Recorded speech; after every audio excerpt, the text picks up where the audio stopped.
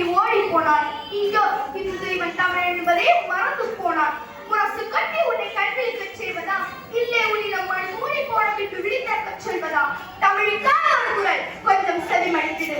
குறிஞ்சி முல்லை மருதம் நெய்தல் பாறை என்றும் குடிமக்கள் வாழ்ந்த பெருமையை நீ அறியாமல் போனாயோ? கொடிக்காய் கொடி முல்லைக்காய் தன் தேரே யானம் செய்த பாறையை நீ மறவாயோ? நச்சுக்கண் துறப்பிலும் குற்றம் குற்றமே எனும் ஈசனிடம் வாதிட்ட உச்சங்கத்தின் முப்பெரும் புலவர் நக்கீரரை நீ அறியாமல் போனாயோ?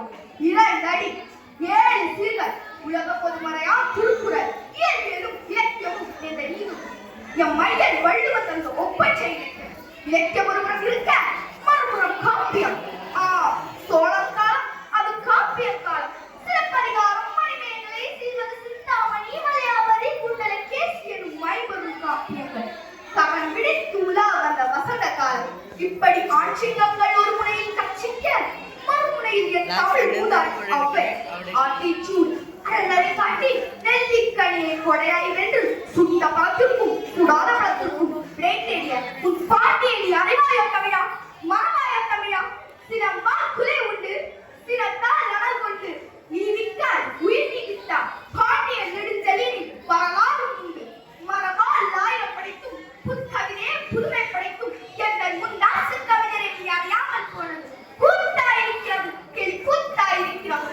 அன்றோ தமிழ் வளர்த்த ஒரு கூட்டம், இன்றோ தமிழ் அழித்த ஒரு கூட்டம். ஆங்கில மொழிக்கே சிவப்பு கவிடம் விரித்து முன் வரிசையில் முட்டி மோதி வந்து நின்றாயே, வெட்கமில்லையா தமிழா? தமிழ் மொழிக்கு காவலர் என்றல்லவா உன்னை நினைத்தேன். ஆனால் நீயோ ஆங்கிலத்திற்கே குடை பிடித்தாய்.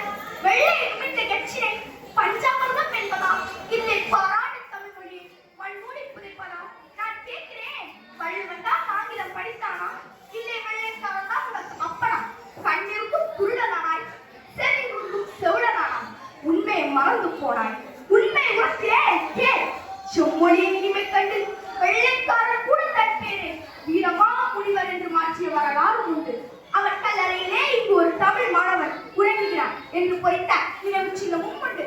இத்தனையும் அறிந்த உனக்கு சிறந்து வலையிலே சிறைவாசமா? போதும் தமிழா போதும். பிணற்றி பிணற்றினால் கரைத்தது போதும். தமிழுக்காய் ஒரு போர், தமிழ் இனத்திற்காய் ஒரு போர். முறம் கொண்டு புலி ஒன்றை துரத்தினால் முன்பொரு உன் சமயன் இமையை வென்றார் என்பதை நினைவில் நிறுத்தி குறியேற்றி ஒன்றை ஏந்தி படைக்கலத்திலே நடந்து பார்ப்போம். மாறுகளில பாய்ந்து ஓடுவோம். எதிரின் வில்லுக்கும் மப்புக்கும் மார்பொன்றே களம் என்று காட்டுவோம். மரணமே வரும் என்று பயம் என்றால் நம்மளாம் தமிழ் தாய்க்கு பிறந்தவங்களாக இருக்க மாட்டோம். போர் முனையில் விடுவது நாமாக இருப்பினும் வாழ்வது தமிழாக இருக்கட்டும். நன்றி, வணக்கம்.